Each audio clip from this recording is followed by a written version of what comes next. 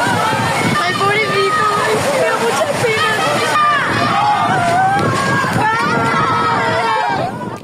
Eren els crits i els plors del veïnat durant el rescat d'un home que era arrossegat per l'aigua el 29 d'octubre de 2024, en la dana que va provocar la major catàstrofe dels darrers temps a diverses localitats de la província de València. Afortunadament, aquest veí es va poder salvar, però 229 persones no van poder fer-ho. Un any després de la dana, no oblidem i continuem analitzant què va passar aquella jornada per evitar que una tragèdia així es puga repetir. A la plaça plora que t'han vist marxar.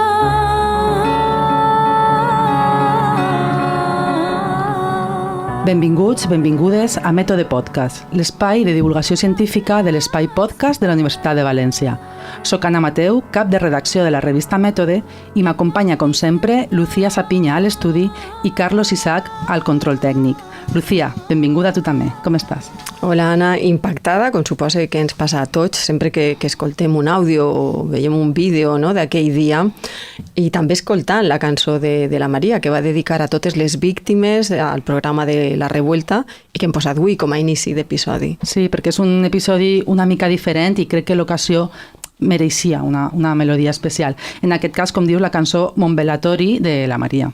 Crec que és molt pertinent iniciar la segona temporada del podcast i fer-ho amb un tema tan important i pròxim.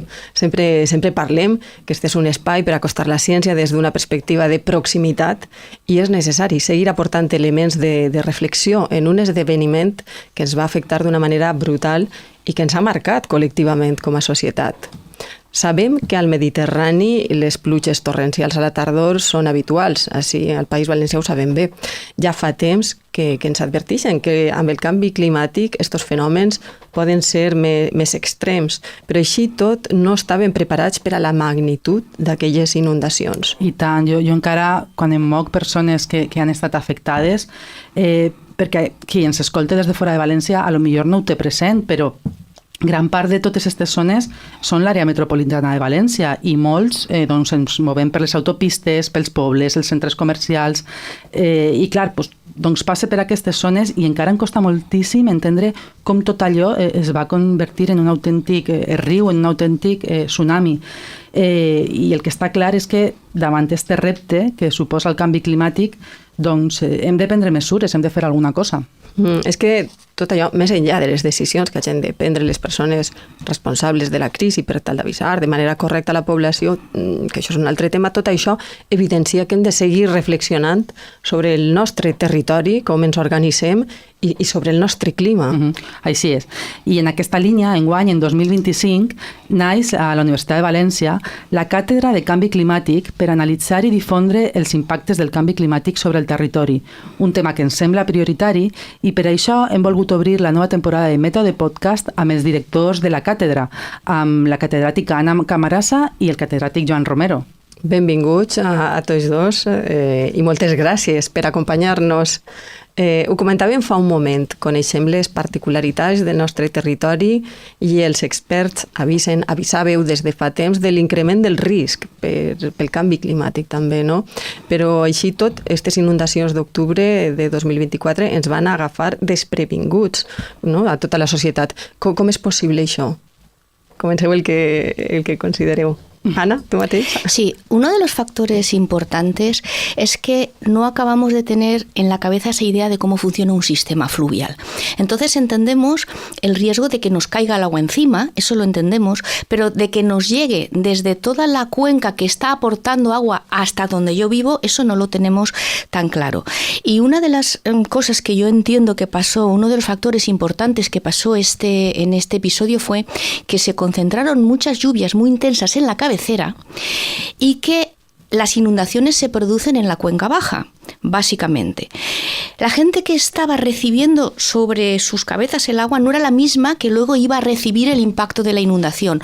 Por eso, a todo ello, esta falta de conocimiento del entorno donde vivimos, pues contribuyó a una falta de percepción de la gravedad del tema. Además, también entiendo que falta incidir mucho en cuestiones no solo de cómo funciona el espacio físico, sino de lo que significan las alarmas.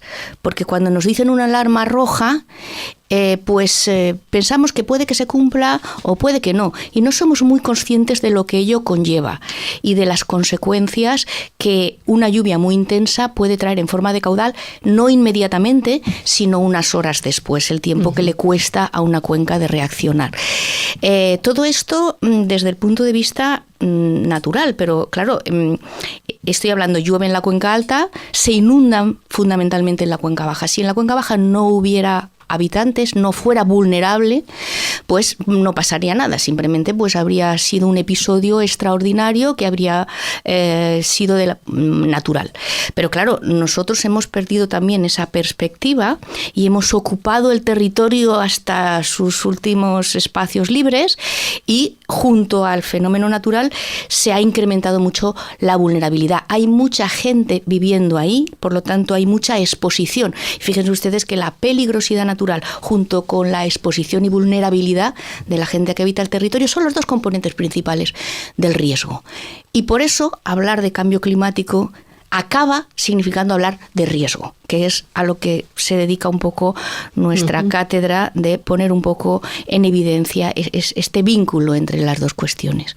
Hi ha una cosa molt interessant que ha comentat, que realment jo he reflexionat molt durant tot este temps que ha passat, durant este quasi any, el coneixement del territori. Realment aquest coneixement el teníem, la gent major de les zones ho recorda, el propi barranc de Rambla de Pollo, quan al seu pas per l'Horta Sud, és conegut com barranc de Xiva, és a dir, que sabíem no? Que aquesta aigua venia de la conca alta, però, com diu la professora Camarasa, estava plovent en la part interior, en la zona interior, i la gent després en l'Horta Sud ho dia, és que si no plovia no teníem aquesta sensació. El coneixement del territori, recuperar aquest coneixement del territori és important, professor Romero.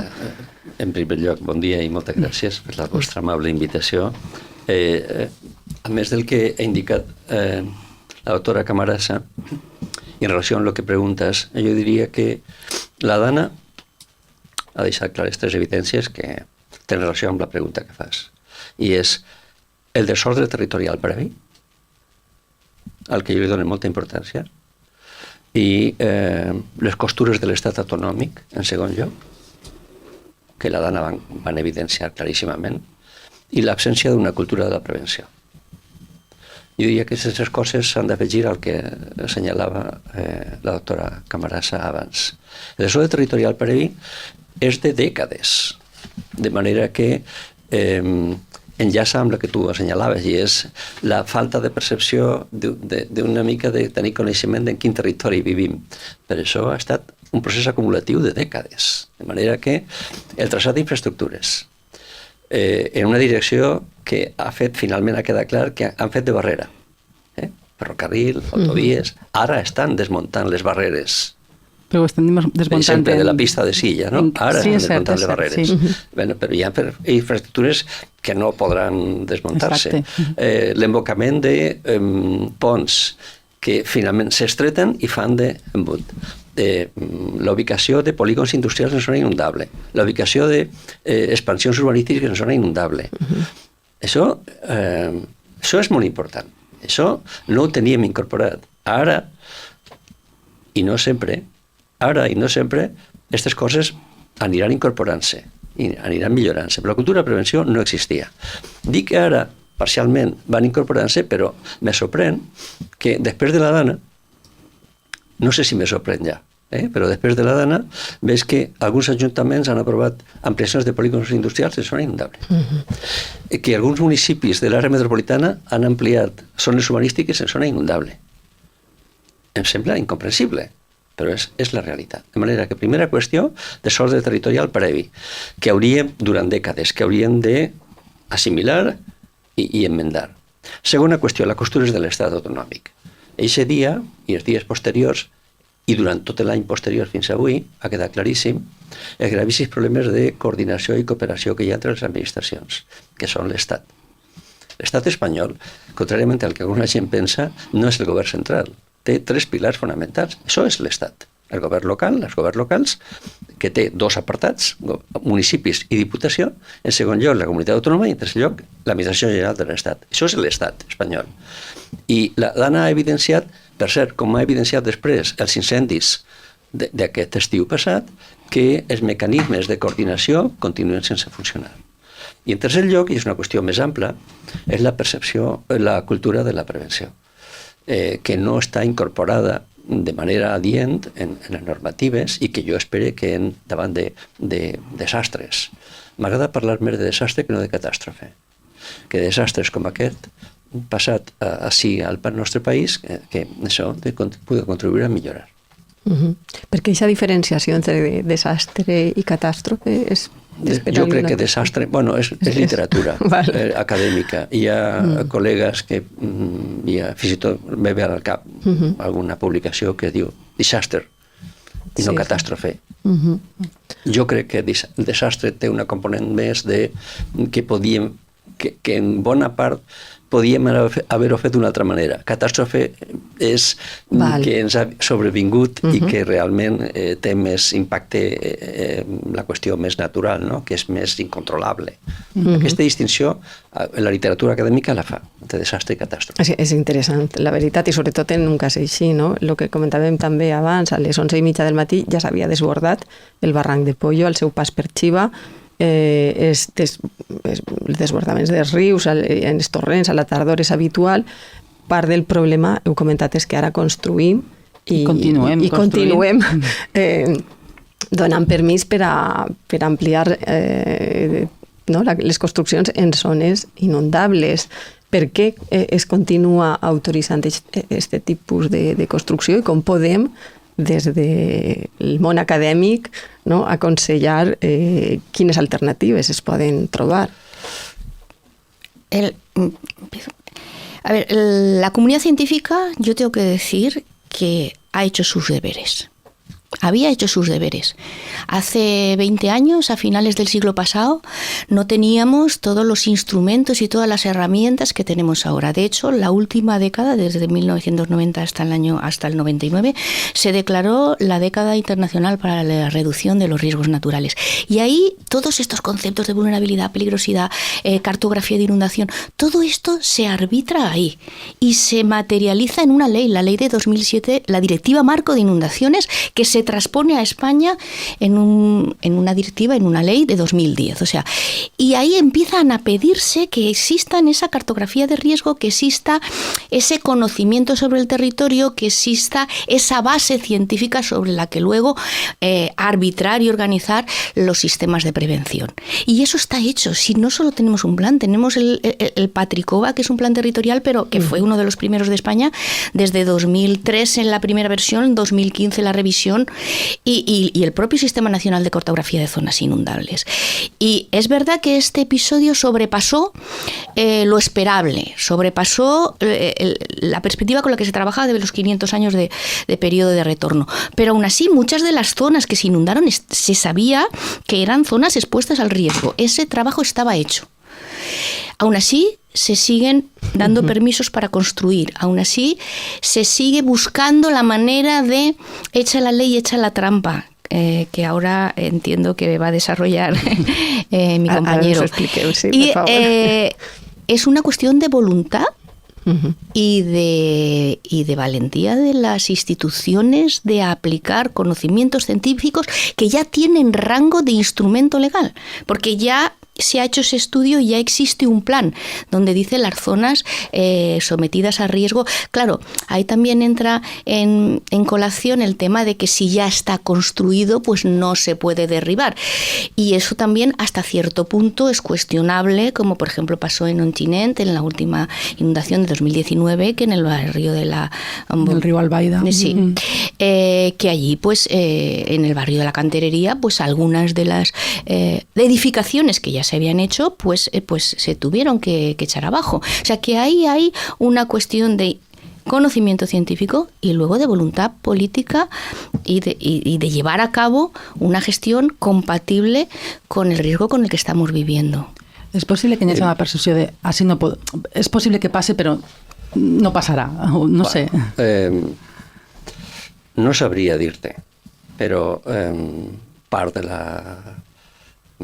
la població no tindria per què saber-ho, però els responsables públics sí, perquè les normatives estan. No tenim un problema de normes. No tenim un problema de normes. Amb la normativa que tenim vigent sobraria per haver mitigat una bona part, desde luego les vides, de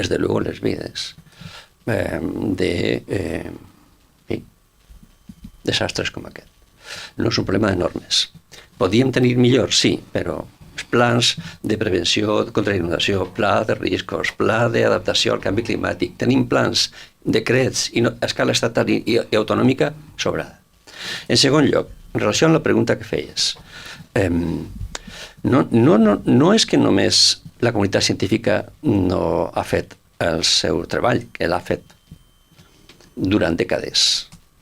Tenim coneixements sobrats per a que les responsables que prenen decisions sàpiguen que els efectes del canvi climàtic són particularment extrems en ambients mediterranis.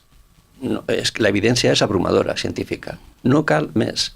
No és només que passa això, sinó que el que més em preocupa és que els actors públics, els responsables polítics, no només no escolten, és que van en direcció contrària a que la comunitat científica està assenyalant. Això és el més preocupant. De manera que, en un context en què sabem que els fenòmens seran extrems, i cada vegada probablement i seran reiteratius, perquè és un fenomen estructural que ha vingut per a quedar-se, no és conjuntural, resulta que tu veus que els poders públics no escolten el que diu la comunitat científica. I en lloc de mantenir inclús els xicotets avances que hi havia, empitjoren. I no hi ha pressa en modificar. Pense, per exemple, en normativa que ha estat en parell, pràcticament, amb els efectes de la dana, i és, acostem la part urbanitzable a 100 metres de la mar. Sí. Veritablement és incomprensible. De manera que no només és que no escolten la comunitat científica, és que se separen de les indicacions, de les recomanacions de la comunitat científica. Només mirant la magnífica conferència que van ser tan amables de venir, més de 70 investigadors de tota la resta de l'Estat, particularment dels que treballen en les comunitats de la Mediterrània ibèrica. Només escoltant i llegint les recomanacions que van sortir d'aquella conferència del gener passat, que vam coordinar a Anna, la doctora Camarasa i jo, en aquestes 90 recomanacions hi hauria material sobrat per a posar en marxa iniciatives d'escala local, regional i estatal i millorar les coses. I això és l'última aportació. Però aquells que van venir aquí, que són més de 70 col·legues, porten dècades de treball. Ells i els seus equips. Estem parlant de dècades d'esforç acadèmic, de centenars de persones que treballen sobre què passa a la Mediterrània i no cal més. El problema és que hi ha un desacoplament dos desacoplaments entre comunitat científica i esfera de la política, i el segon desacoplament, que és gravíssim, és entre política, forma d'entendre la política i polítiques públiques. La política no és el problema. Tampoc és el problema de l'estat autonòmic. Un estat descentralitzat podia funcionar perfectament. El problema és la forma d'entendre la política. I la forma d'entendre la política condiciona molt la formulació de polítiques públiques. I aquest segon desacoplament, si li afegim entre comunitat científica i decisions des de l'esfera política, és devastador. Això és el que ens està passant. I la Dana ho ha reflectit d'una manera dramàtica. Totalment. I penseu que aquest allunyament que hi ha entre l'acadèmia, la recerca, les recomanacions basades en l'evidència i després les decisions de la política són una qüestió de falta de transmissió de coneixements o que funcionen hi hauria, a veure si m'explique, hi hauria alguna manera d'augmentar el coneixement de la situació del territori, de tota la recerca en els gestors públics? No sé què dirà Anna, però jo voldria ser optimista en el sentit següent. De vegades, un gran desastre permet a les societats traumatitzades empujar un nivell, el nivell de percepció del risc. Jo vull ser optimista i pensar que davant d'una catàstrofe col·lectiva de les majors d'Europa en les darreres dècades, en un territori molt vulnerable, com deia la doctora Camarasa abans, particularment vulnerable, que és la Mediterrània, que els diferents prenedors de decisions vagin incorporant a l'esfera de la política pública els ensenyaments. Per exemple, m'agrada molt comprovar que els alcaldes, els governs locals, incorporen ja algunes d'aquelles recomanacions que fèiem nosaltres en la forma d'autoritzar noves edificacions, d'ubicar nous polígons. Parèntesi, alguns no, però veig que alguns, la majoria, sí. En la forma de no canviar ordenances, per exemple, que els aparcaments ja no siguin soterranis, sistemes de prevenció d'emergència per si cas se'n va l'energia. Molts ajuntaments estan incorporant aquestes mides i jo crec que això és important. El govern regional no acaba de... Jo crec que el dilema entre la pressió dels sectors econòmics de vegades, que és molt gran, i la possibilitat o la necessitat de regular dinàmiques en fort impacte territorial, aquest és el dilema que territoris com el nostre o el poder, l'escala regional, que és molt competent en matèria d'ordenació territorial, ha d'anar dirimint. I aquest balanç entre actors econòmics i regulació és un balanç delicat. I en tercer lloc, no estaria mal que l'escala de poders públics, l'escala autonòmica i l'escala del govern central pogueren coordinar-se una mica millor. Encara que fos una mica, seria un avanç estratosfèric, perquè en aquest moment la distància és total. Yo quería añadir una cuestión, que es que aparte de la política pública está también la manera, los gestores del territorio privados y el coste económico relacionado con el factor tiempo. Invertir en todas estas medidas que puede suponer un coste económico inmediato, entendido como que es más caro construir bien que construir mal, y a lo mejor puede echar para atrás algunas de las decisiones sobre ordenación territorial. Si le pones el factor tiempo, a largo plazo es mucho más caro una recuperación de un desastre, muchísimo más caro. Y esto tiene que empezar a entrar en la cabeza no solo de las autoridades públicas, sino también de los gestores privados, porque es un tema que ahora lo están viviendo. Un gran revulsivo socioeconómico como ha supuesto este desastre va a ayudar, desde mi punto de vista, como ha dicho mi compañero, a aclarar la mente, a entender cómo se organiza el territorio. Y de hecho, yo muchas veces lo comento. Aquí el gran ordenador del territorio, desgraciadamente, en mucha parte del país, son las grandes catástrofes o los grandes desastres, tanto naturales, las grandes crisis naturales, como las grandes crisis económicas. La crisis de 2008 paró mucho esta construcción exacerbada en zonas poco adecuadas, y luego los desastres naturales pues están corroborando, están forzando a esa ordenación del territorio. Y si esto logramos que se entienda, y que no es una cuestión ni de corto plazo ni de menor coste, que a largo plazo esto implica un bien no solo económico, sino también social, obviamente, y de vidas humanas. Yo creo que aquí entre todos quiero tener también una visión positiva, porque entiendo que ese es el camino y que no hay otro. Además, es que no hay otra salida. Si no hacemos nada, iremos a peor.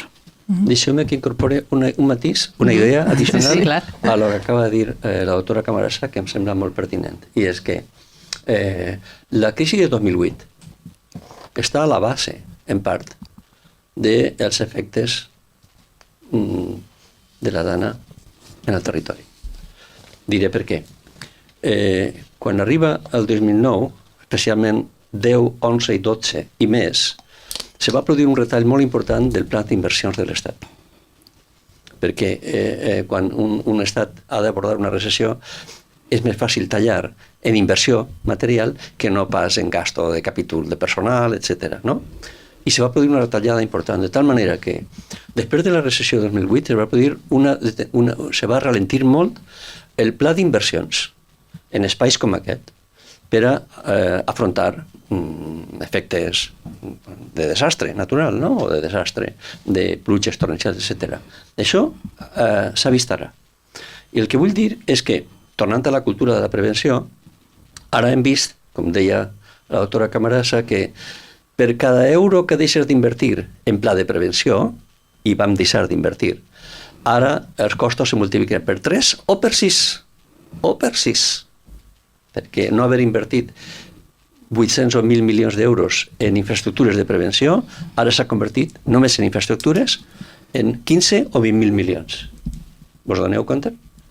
Però la retallada d'inversió després de 2008 explica bastant perquè ara estaven menys preparats. O sigui que teníem tot l'escenari, no? Com tenim la tormenta perfecta, un espai molt, no? Amb molta població. Però fixa't que no arribava a 800 milions el pla d'inversions. I ens haurien, fins i tot els danys no només humans, que això són ara irreparables. Els danys materials haurien estat menors. Ara estem recuperant inversions en zones molt vulnerables que eren programades abans del 2008. Sí, una única...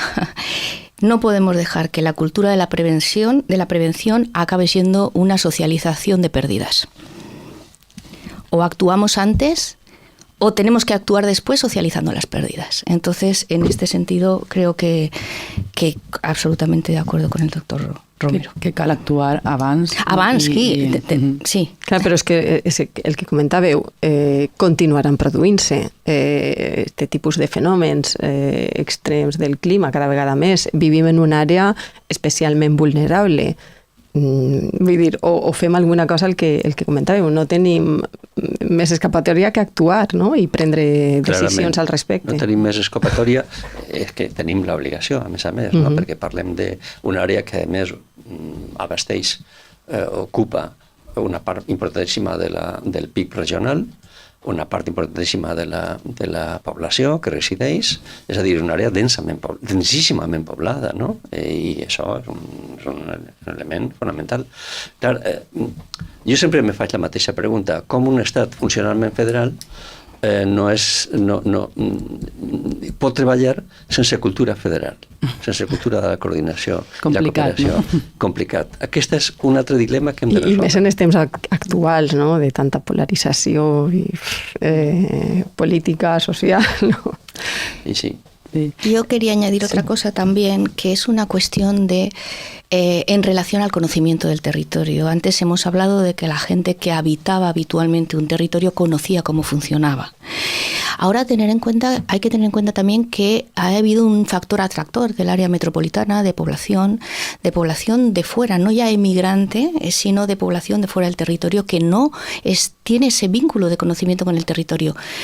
Las personas mayores, y si están ligadas a tareas en el campo, tienen un conocimiento más directo sobre la naturaleza y sobre cómo funcionan, esto se va perdiendo con el cambio generacional y digamos que las propias generaciones descendientes de estas personas ya no tienen ese vínculo, ya no tienen ese conocimiento, pero es que además el atractor de población externa al territorio que ha implicado el desarrollo económico del área metropolitana, pues ahí hay una falta de pertenencia al territorio físico que le es más difícil a esa población entender dónde vive y cómo se tiene que reaccionar en un caso de estas características.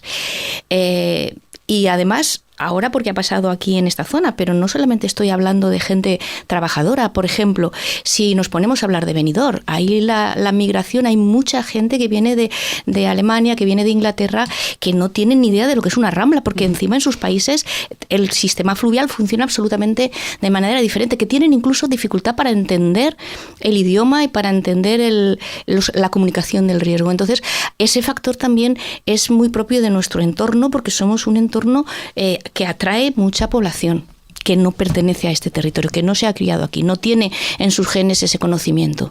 Cal molta pedagogia i molta informació en aquest sentit, clar. I dit en esta casa, això que acabes de dir és particularment pertinent, perquè un dels ensenyaments també de la Dana ha estat com a treballar la desinformació. La desinformació com a treballar la desinformació de manera intencionada i malèvola. Sí, com a treballat. Ha estat per a mi un dels ensenyaments que més m'ha xocat. M'ha impressionat. Hi ha companyes d'ací de la facultat de Filologia i Comunicació que han treballat aquest tema en concret. Que han fet el llibre de Bulos i Barro, però... Sí, en veritat, a mi m'ha impressionat això. Sí, però cal continuar analitzant-lo i veure com se pot lluitar contra això, perquè és un tema clau. Cadascú, la nostra feina, no hi ha més que informar de manera coherent i de manera rigorosa, i la comunitat científica aportant tot el nivell d'ensenyament que puguem No hi ha més manera de combatre l'altra onada que ve, que és la desinformació malèvola, intencionada. Interessada. Sí. Sí. Hem parlat molt de Dana per raons òbvies, tant per l'impacte que ens ha causat com per les víctimes que n'hi ha hagut, com encara estem vivint, no, tota la reconstrucció, però clar, els efectes del canvi climàtic en el nostre territori són molts altres i vosaltres en la càtedra ho treballeu des de molts punts de vista. Temes de salut, com les onades de calor, els incendis forestals que ja s'han comentat. Vull dir, potser la Dana ha canviat un poc la percepció que tenim del canvi climàtic en aquest aspecte concret, però som conscients de tot el que implica el canvi climàtic per al nostre dia a dia, per a la nostra vida. Sí, hablamos de cambio climático porque es lo que más conocemos. Sin embargo, yo extendería, porque estamos en un cambio ambiental. No solamente está cambiando el clima, o quizás bajo un efecto impulsor muy importante del clima, se están intensificando otros procesos de cambio ambiental y de cambio antrópico. Hace un momento estamos hablando de toda la ocupación antrópica, pero no solo es la ocupación como población vulnerable, sino como transformadora del territorio, cómo gestiona esta población los bosques, las cabeceras, el medio ambiente. Todo esto tiene una consecuencia directa en cómo luego se van a producir o cuáles van a ser los efectos del fuego, de los incendios, en cómo se va a producir los efectos de la erosión, en cómo se van a guardar o no guardar los recursos hídricos en almacenes que toda la vida eran naturales y que ahora los estamos esquilmando, en cómo se va a contaminar o no contaminar nuestras fuentes naturales. O sea que el cambio climático está evidenciando por su gran escala y por su efecto global, está iniciando la rueda, pero esto es como si fuera una reacción en cadena y como si tuviéramos un ajedrez en el que una tecla va, el efecto dominó, ¿no? va moviendo otras. Entonces, desde ese punto de vista, nosotros no queríamos que la cátedra fuera solo una visión muy enfocada solo a la Dana o muy enfocada solo al cambio climático, sino por eso hablamos de territorio en general y por eso hablamos de riesgos asociados y por eso entiendo que la cátedra ofrece una plataforma para que todas estas investigaciones y todas las aportaciones que se están haciendo desde la comunidad científica en estas líneas que van muy ligadas al cambio climático, al cambio ambiental y que van a redundar en un incremento de riesgo, puedan tener una plataforma donde la gente la pueda consultar, donde sea dinámica, donde se reúnan todas estas iniciativas y donde, bueno, pues de alguna manera pues ejerza a modo de observatorio sobre su territorio y preste atención a todos estos riesgos a los que estamos sometidos. De veres, personalment, crec que la pregunta que acabes de fer és la més important que tenim al davant de resoldre. Els nostres col·legues, un col·lega nostre, un altre no, però un col·lega geògraf, Andrés Rodríguez Posse, que és geògraf en la London School of Economics, i Francisco Bertolucci van entregar a la Comissió Europea 2023 un informe que anava al fons de la pregunta que acabes de fer, i és com es cometre la transició energètica en regions particularment vulnerables. L'informe és disponible, van entregar a la Comissió Europea, i és un dels informes que particularment més m'ha fet pensar, perquè el repte que tenim al davant, per això la pregunta és d'una profunditat extraordinària que acabes de fer, és com aconseguir que les majories socials que encara no hi són, no oblidem això, les majories socials avalen en les urnes les transformacions profundes que hem d'afrontar particularment en els territoris més vulnerables. El canvi climàtic, al final, com deia un bon amic, que per cert és Premi Nobel, que és el professor Rubin, deia que el canvi climàtic se resolverá cuando haya mayorías sociales que entiendan que han de afrontarlo. Bé, això encara no ho tenim. No sols hi ha un desacoblament entre comunitat científica i actors polítics, sinó entre comunitat científica i majories socials. Fins i tot en territoris vulnerables. De tal manera que, mentre aquesta majoria social no entenga, no, de manera majoritària, no se nos incorpore a afrontar, perquè, clar, hem d'assumir que tindrà les transicions energètiques, la transició ecològica, tindrà guanyadors i perdedors. I l'obligació que tenim és que la transició siga justa, equilibrada, per a tots els territoris i les persones que viuen en els territoris. Això encara no està resolt. I ahí tenim un gran problema. I no és descartable, mentre això no passe, no veurem avanços tangibles i que no siguin irreversibles. I en aquest moment el tempo polític són 48 mesos. El temps econòmic són 2 dècades. El temps ecològic és mig segle. Predomina el temps polític. I en majories socials que encara veuen veuen els efectes del canvi climàtic com algo llunyà i que no els afecta particularment. És més, si mirem el panorama dels parlaments europeus, de la majoria dels països, el que està produint-se en aquest moment és un cert retrocés de l'agenda ambiental en favor d'altres agentes. Això és la veritat. Precisament ara, quan veig que més s'està afectant. Els parlaments estan basculant cap a opcions que fins i tot denuncien el canvi climàtic, pensen que és una fake. I ahí tenim un repte fonamental. D'ahir la profunditat de la teva pregunta. I jo crec que, al final, el canvi climàtic se dirimirà en les urnes. I la nostra tasca, on jo crec que els mitjans de comunicació, entre cometes tradicionals, tenen una feina, una missió històrica en aquest temps, i la comunitat científica crec que hem de seguir abordant això d'una manera amb la profunditat que té. I no és menor. Diré més, no és descartable que en zones particularment afectades com l'àrea metropolitana de València, en les urnes, en les properes convocatòries que hi hagin, no se reflecteix, no queda reflectida la preocupació pel canvi climàtic, sinó altres opcions. Fins i tot arribi a pensar això. Potser pel que comentava d'aquesta visió a curt termini, no? Que no hi ha manera de pensar un poc més enllà dels interessos que tenim al davant. Esto y la memoria colectiva, que es muy corta, la percepción tiene un pico inmediatamente después de que se produzca el desastre, pero esto se va olvidando. Se va olvidando el concepto de que el Mediterráneo funciona de manera cíclica, más o menos, que aunque ahora además va pasando de ciclos de sequía a ciclos de inundación, pues se lleva mucho tiempo, 4 o 5 años o más, sin que se produzca un episodio de estas características, pues se van relajando las medidas, se va relajando la percepción, y lo que era el cauce del río, que ahora lo hemos dejado un poquito libre porque nos ha pasado esta inundación, acaba convirtiéndose en un parking o acaba convirtiéndose en el sitio donde se hace el mercado del pueblo, que en principio pues no tiene nada, pero luego empezamos a asfaltar para el suelo y luego empezamos a poner columnitas y obstáculos a la dirección general del flujo, etcétera, etcétera.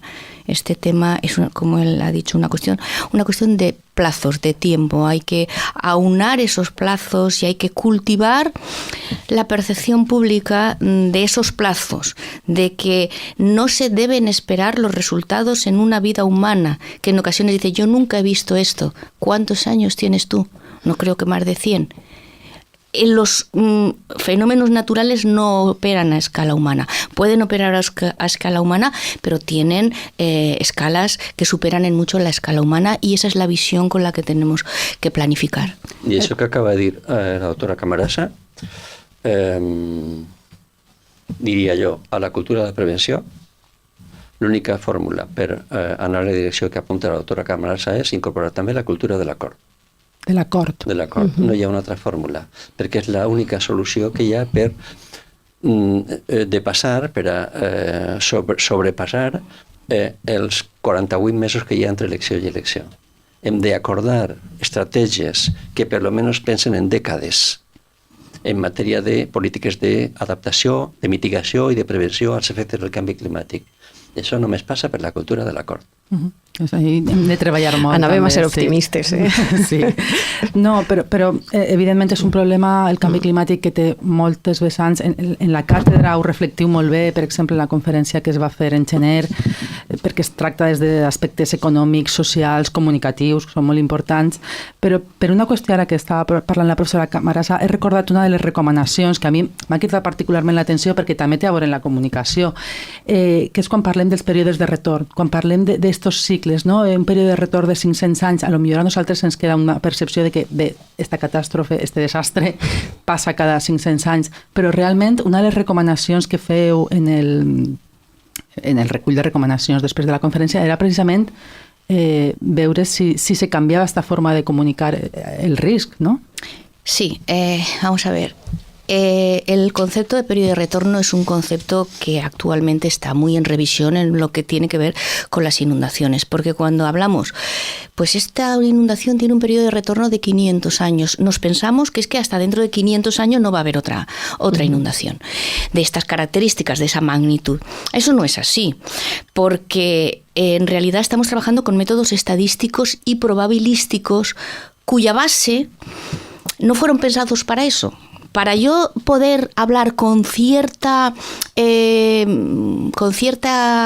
idea de un periodo de retorno de 500 años, yo tendría que tener datos de al menos del doble de 1000 años, no se tienen.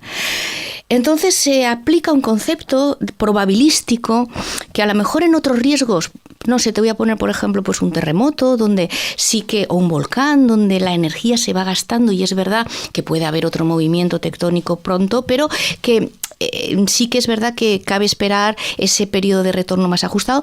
En las inundaciones no pasa así. Se demostró en la inundación de 1957 que pasó una inundación muy grande por la noche y cuando ya pensábamos que ya había pasado aquí en Valencia, a las 2 del mediodía vino otra. Igual de grande o más. En el Pollo había pasado un primer pico de 200 y pico metros cúbicos por segundo y por la tarde vino otro. Quiero decir con esto que el concepto de periodo de retorno no es aplicable a este contexto. Sin embargo, de alguna manera se tiene que hacer la normativa para construir. No podemos canalizar ni podemos declarar toda la zona no construible. Tenemos que tener unos umbrales, tenemos que tener unas pautas para decir, bueno, hasta aquí se calcula que puede llegar el agua y a partir de aquí que estamos más o menos a salvo.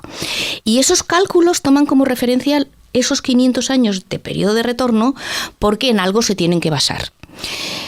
¿Qué ha ocurrido ahora? Pues ahora ha ocurrido que este episodio ha superado en mucho los 500 años de periodo de retorno. Y es posible que de aquí en adelante se vuelva a superar. ¿Por qué? Porque estábamos basando ese periodo de retorno, esa probabilidad, la calculábamos con datos pasados. ¿Con cuándo teníamos datos? Siglo XX. 500 años llegan más allá del siglo XX. Yo tendría que haber tenido datos desde hace más de 1000 años para hablar de periodo de retorno. Bueno, como mucho tenemos el siglo XX y en algunos sitios ni eso. Pero los datos en los que me baso para calcularlo, que ya son pocos, están referidos al agua que pasaba en otro contexto climático previo a este cambio brutal. ¿Qué es lo que está ocurriendo entonces? Pues que tengo, digamos, un periodo de referencia de datos que está ya obsoleto. Y ahora se están poniendo en revisión estos conceptos y se está empezando a trabajar con otros conceptos de probabilidad, de máximos. Dicho de otra manera, si ha pasado esto ahora, que ya ha pasado, que ya es una evidencia, ha llegado a llevar este agua, es probable que la pueda volver a llevar. Tenga o no el periodo de recurrencia de 500 años. Me estoy basando en evidencias que ya ha pasado, que esta magnitud se ha alcanzado. Podría volverse a alcanzar. Y un poco esa sería la revisión del concepto de el periodo de recurrencia. ¿Cada cuánto tiempo pasa un evento de estas características? No lo sabemos. Però pot tornar a claro que puede pasar. Y hem de planificar el territorio y las nuestras políticas en función. Y tenemos que estar preparados. Otra cosa es la normativa de construcción, que tiene que tener unos umbrales de referencia. ¿Hasta cuánto? Hasta aquí se puede y a partir de aquí no. Esos umbrales técnicos tienen que basarse en algo. Pero desde luego toda la tarea de prevención tiene que ir un poquito más allá con el seguimiento día a día. I hi ha moltíssimes coses respecte a la pregunta que fas i per completar el que assenyalava la doctora Camarasa, que no costen diners i que són imprescindibles i que resumiria en 4 o 5 idees. Educació, des d'educació infantil fins a la universitat, en plans d'estudi, educació sobre els efectes del canvi climàtic i el risc. En segon lloc, informació. Aquesta és una competència que és una feina que vos competa a vosaltres, que sou un pilar fonamental d'esta equació, més del que alguns mitjans de comunicació hi creuen, fonamental d'esta equació, perquè sou el transmissor a àmplies capes de la societat civil. En tercer lloc, simulacres, com fan en Japó o als Estats Units, per als seus terratrèmols o els seus maremotos. En quart lloc, claritat regulatòria, no costa res. M'agradaria molt que d'aquí a no res se diga que quan hi hagi alerta roja se clausura tota activitat, cosa que en la Dana no hi havia. Hi va haver ajuntaments que declaraven que no hi havia classes i ajuntaments que no. Això ha de quedar clar. I activitat econòmica privada, que quan hi hagi alerta roja el polígon no s'obre i l'empresa no s'obre, i en la Dana alguns van obrir i altres no. Això no costa diners. Això ha de quedar clar. I acords. Al final acaba sempre ahí. Acords que permeten pensar i regular i ordenar a 10, 15 anys, sense que el canvi de cicle polític modifique els cicles ambientals, que esos no coneixen ni de competències, ni d'estat autonòmic, ni d'eleccions, ni de res. Ni de res. Coincidint amb l'aniversari de la Dana, a finals d'octubre heu organitzat un seminari amb el títol de Lliçons apreses després de la Dana de València. Les que estaves comentant són les principals lliçons que hem après o quines són aquestes lliçons que ens, M'he tret moltes ha avui, deixat? jo crec, Però... però... Avui n'hem vist moltes. Això que comentaves de simulacres és una idea que me pareix molt interessant, Els la xiquets veritat. de Japó ho fan des d'infantil. Sí. I als Estats Units també, per cert. Què hem intentat en aquest seminari? Tinc molt d'interès. El seminari que recordem que es farà a 28 finals d'octubre. El 28 d'octubre d'octubre. a la sala Matilde Salvador de la nau, de la seu històrica de la nostra universitat. No? La idea quina és? La idea és que tots els actors concernits puguen expressar públicament què han de pres i quines propostes suggeririen ells per a que no torni a passar de la mateixa manera el que ha passat. Aleshores hem organitzat 4 blocs. Primer bloc, què ha de pres la comunitat científica, que ha tingut que també ha de dir què ha de pres i què hauríem millorar, que podíem millorar. En segon lloc, els responsables públics, hi ha 2 taules, una entre el vicepresident Campàmpols i la comissionada especial per a la Dana del govern d'Espanya, i una segona taula molt interessant entre 2 alcaldes, l'alcalde d'Utiel i l'alcaldessa de Catarroja. Després una tercera taula i és els actors econòmics i socials, la presidenta de la Confederació Empresarial Valenciana, la presidenta dels empresaris de l'Horta Sud, el president de la Cambra de Comerç, la secretària de Comissions Obreres i el secretari de UGT. Una quarta mesa que és la societat civil, des del president de la Fundació Horta Sud, passant per un director d'institut, passant per una persona que coneix molt bé què ha passat amb els serveis socials en la zona, que ara hem vist com estaven, per cert.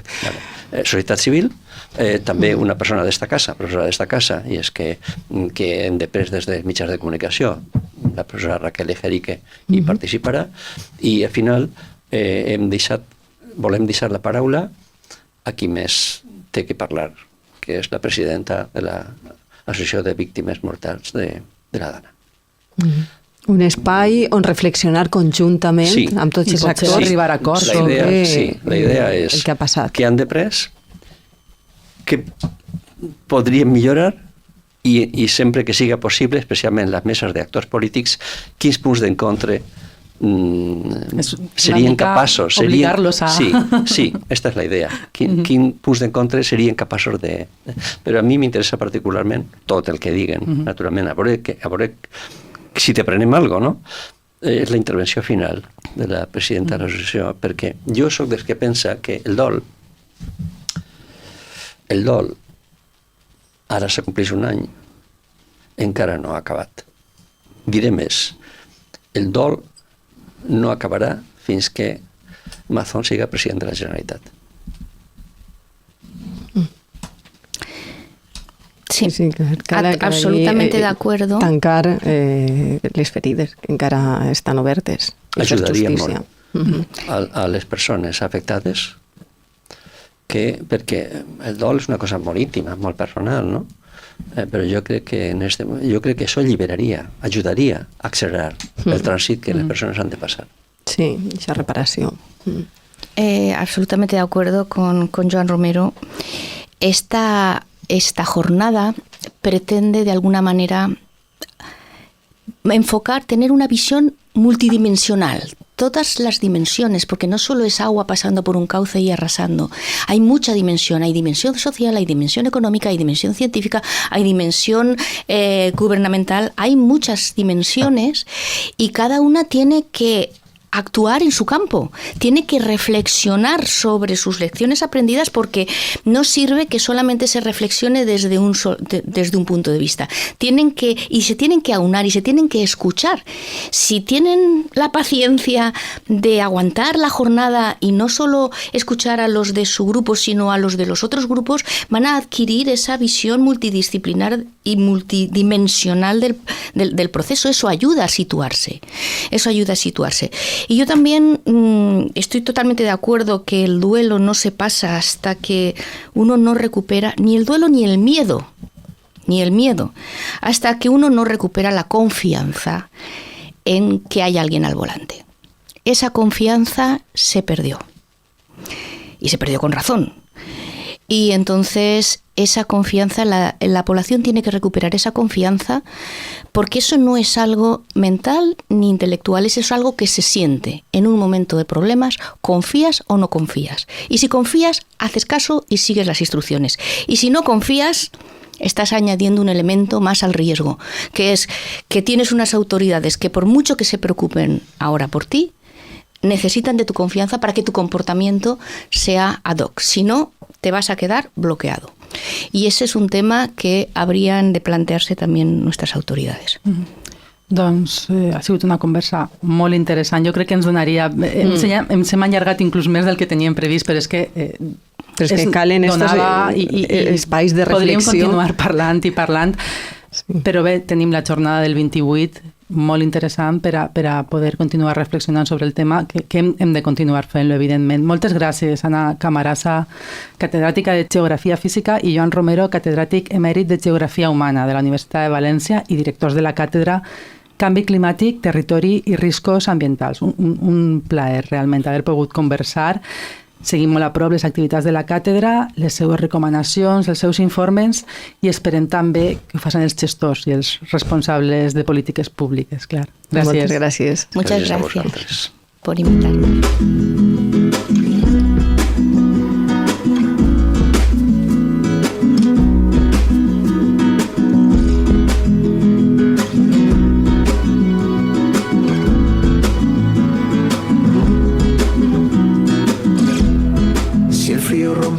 Doncs fins així esta entrega de Mètode Podcast. Ens acomiadem amb esta cançó que està sonant, que a molts ens du records d'aquelles setmanes posteriors a la Dana.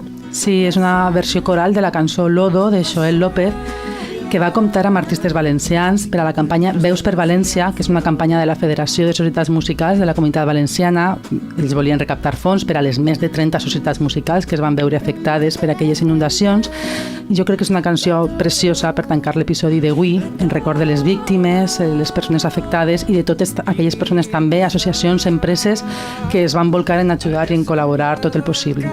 Doncs dedicada a totes les víctimes i les seues famílies que un any després continuen molt presents en el nostre record.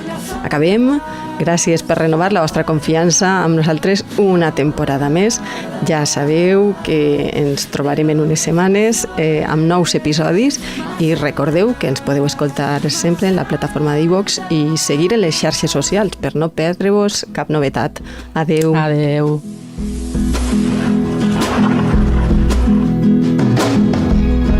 Si vaig contra les muralles, l'aigua de la veta naix la pregunta més sàvia. Si estàs encallat en l'arena i els canons no paren la marxa, pront tindràs la certesa